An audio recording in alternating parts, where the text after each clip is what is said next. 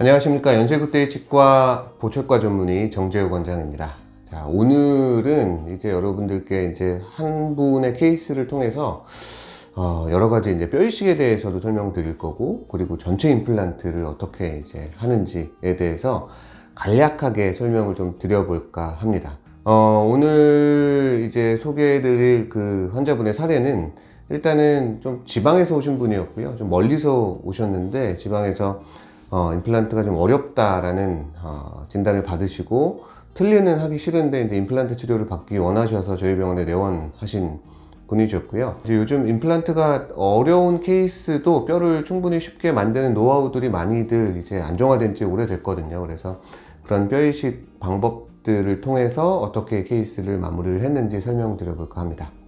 그래서 이제 뼈이식에 대해 설명을 드릴 부분이 치조골 이식술이라고 하는 부분이 있고, 치조제 보존술, 상악동 거상술, 그리고 발치후 즉시 식립, 이런 크게 네 가지 뼈이식에 대한 부분 설명드릴 거고, 여러분들이 이제 임플란트 치료를 받을 때 이 안에서 이제 거의 대부분 뼈이식이 이루어진다라고 생각하시면 될 것 같아요. 이제 56세 남한이셨고 임플란트를 하고 싶어요 라는 주소로 내원을 하셨습니다. 경남에서 거주하시는 분인데 신장이 안 좋아서 신장약도 드시고 계시고 혈압약도 투약 중이셔서 여러 가지 그런 전신적인 상태 때문에 임플란트에 대한 이제 걱정도 있으셨고, 이제 술자 입장에서도 특정 부분에 있어서는 투약이라든지 여러 가지에 있어서 이제 주의해야 될 사항들이 좀 있었죠. 그래서 이제 치아가 없기 때문에 위에 입술이 약간 들어가 있는 모습을 볼 수 있고, 입안 상태를 보면 위에 치아가 하나도 없어졌죠. 그래서 식사가 거의 불가능한 상태고, 아래 치아도 앞니만 남아있는 상태셨기 때문에 또 심미적으로도 굉장히 불편을 겪는 상태셨습니다. 위에 사진을 보면 오른쪽 송곳니 하나만 남아있고 이쪽 조직이 좀 뭔가 울긋불긋하고 좀 좋지가 않죠. 뭔가 부어있는 듯한 양상입니다. 그래서 엑스레이를 보면 여러분들이 보실 때 왼쪽이 오른쪽입니다. 이 오른쪽의 송곳니 부분의 위쪽에서도 뼈가 많이 없어졌고, 그리고 왼쪽은 이미 골팍에 뼈가 많이 없어진 상태셨습니다. 그래서 뼈 레벨이 이렇게 해서 위로 쭉 올라가 있는 상태셨고, 왼쪽도 이 부분이 상악동이라고 하는 공기주머니거든요. 상악동이 아래로 쭉 내려온 것 동시에 아래에 있던 뼈도 하나도 없어졌기 때문에 이쪽 왼쪽 어금니 부위는 한 1mm, 2mm 정도밖에, 종이장처럼 얇은 뼈밖에 남아있지 않은 상태셨습니다. 그래서 얼핏 봤을 때는 뼈가 없기 때문에 임플란트가 어려워 보일 수 있죠. 그리고 환자분 입장에서도 뼈이식을 많이 해야 되는 부분 때문에 좀 부담을 느끼실 수 있는 상황이었습니다. 그래서 CT 단면을 보면 이제 환자분의 왼쪽 골파괴가 심한 부위 보면 원래 뼈가 이렇게 있었던 부분인데 이 부분이 거의 치아를 감싸고 있던 뼈 자체가 통째로 다 없어졌던, 치조골이 아예 없어진 그런 상태셨고, 송곳니 주변에도 뼈가 많이 없어진 상태였습니다. 그리고 상악동도, 이게 왼쪽 상악동인데 원래는 뼈가 아래쪽으로 해서 치아를 감싸고 있던 뼈가 이만큼 있었던 부위가 없어졌죠. 상악동만 있고 치조골도 다 없어진 상태셨습니다. 그래서 이 부위도 뼈이식이 많이 필요한 상태셨고요. 그래서 이제 뼈이식을 먼저 시행을 했는데 이제 임플란트 치료함에 있어서 먼저 뼈를 만들어야 될 때는 먼저 뼈를 만드는 게 중요합니다. 그래서 환자분들께 설명을 드릴 때 임플란트를 먼저 치료를 바로 하는 경우도 있고, 또 그렇게 동시에 임플란트를 심으면서 뼈이식을 하는 경우에는 치료도 빨리 끝나고 수술도 한 번에 할 수 있기 때문에 좋지만, 임플란트 고정을 얻기 힘들 정도로 뼈가 없어진 경우가 또 왕왕 있습니다.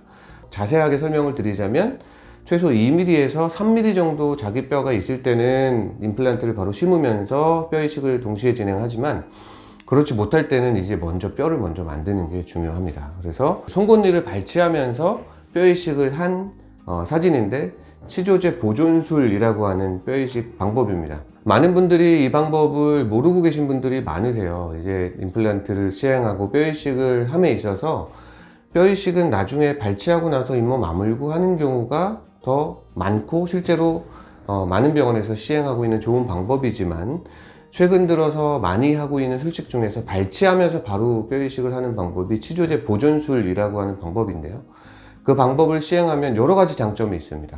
발치하면서 바로 뼈이식을 하기 때문에 따로 잇몸을 째지 않아도 됩니다. 마취는 동일하게 시행을 하고, 그 다음에 발치를 시행을 하고, 그 발치한 부위에 구멍이 뚫립니다. 그 발치와라고 하는데, 그 발치화를 통해서 염증 조직도 제거하고 깨끗한 뼈가 노출이 되면 그 부위에 하는 뼈 이식 방법을 치조제 보존술이라고 합니다. 그래서 송곳니가 있던 부위, 그 부분은 치조제 보존술을 시행을 했고요. 왼쪽 부위는 지금 뭐 임상사진이 없긴 하지만 이 부위는 또 아까 전에 이렇게 뼈가 여기까지 없었던 부위를 위에다가 여기는 뼈 이식을 바깥쪽으로, 이건 잇몸을 열 수밖에 없겠죠. 잇몸을 열어서 시행한 뼈 이식 방법, 일반적으로 말하는 치조제 이식술, 뼈 이식, 여러분들이 많이 아는 그런 일반적인 뼈 이식이라고 생각하시면 되겠습니다. 그래서 왼쪽도 뼈 이식을 시행을 했습니다. 지금 아문 상태를 보면 치조제 보존술을 시행한 부위는 뭔가 뚱뚱하죠.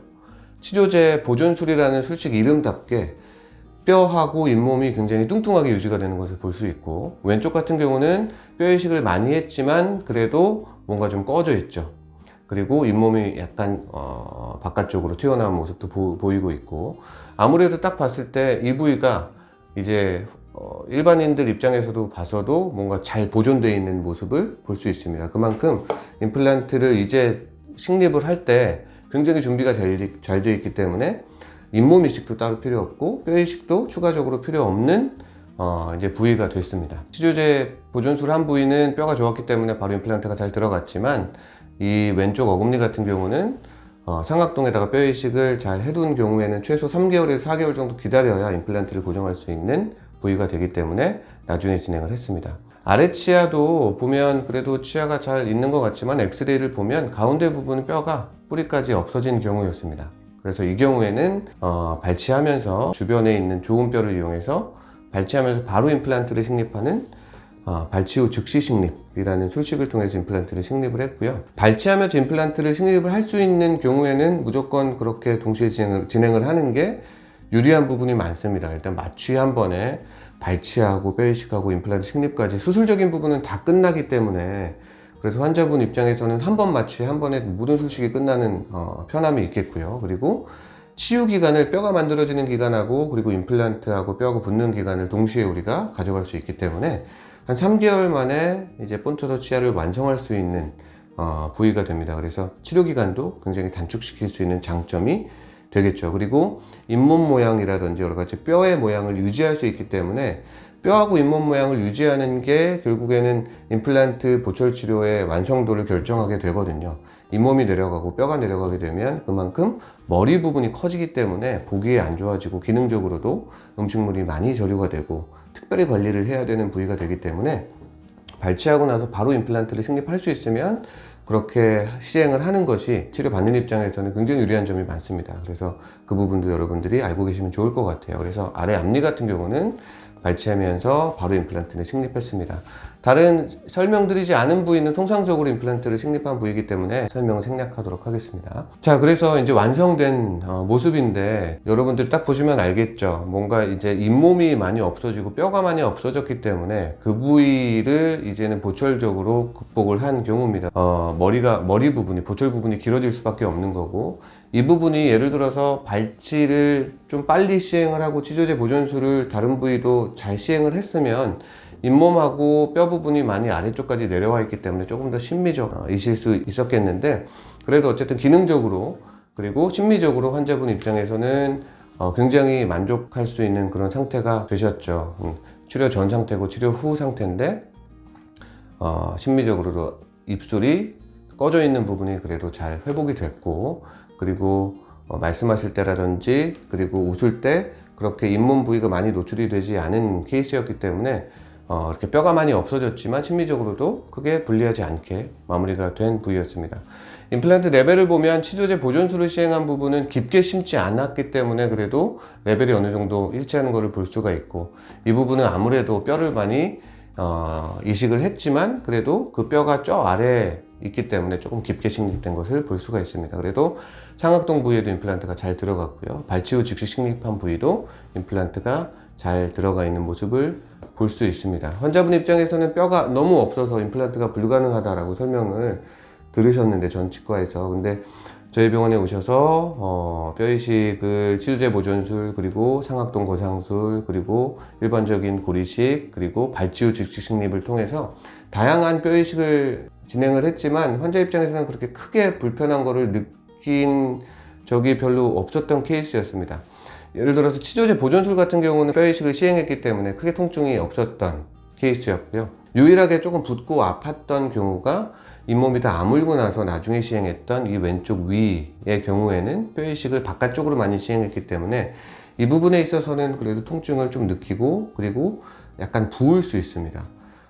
그렇지만 아래 같은 경우는 이제 발치하면서 바로 임플란트를 식립하는 즉시 식립이었기 때문에 이 부분도 크게 통증을 느끼진 않으셨고 붓지도 않으셨고요. 그래서 이제 발치하면서 동시에 식립을 하거나 뼈이식을 하는 경우에는 크게 통증을 못 느끼시기 때문에 왼쪽 위를 제외한 나머지 부위는 환자분 입장에서는 큰 고통을 느끼지 않으셨다라고 말씀드릴 수 있겠습니다. 이제 여러분들 정리해서 설명을 드리자면 이제 뼈이식에 대해서 아주 짧은 시간 동안에 다양한 뼈이식 방법을 간략하게 설명을 좀 드렸는데요. 이제 자세한 이제 뼈이식 방법에 대한 부분은 나중에 또 설명드릴 기회가 있으면 좋을 것 같고, 여러분 입장에서는 뼈이식 방법이 다양하지만 그래도 받으실 때 입장에서는 그렇게 어렵지 않게 이제는 뭔가 안정된 방법들, 그리고 논문들이 많이 과거에 쌓여 있기 때문에 결과가 좋은 것들이 잘 증명된 방법들이 있다라고 생각을 하셔도 좋을 것 같고요.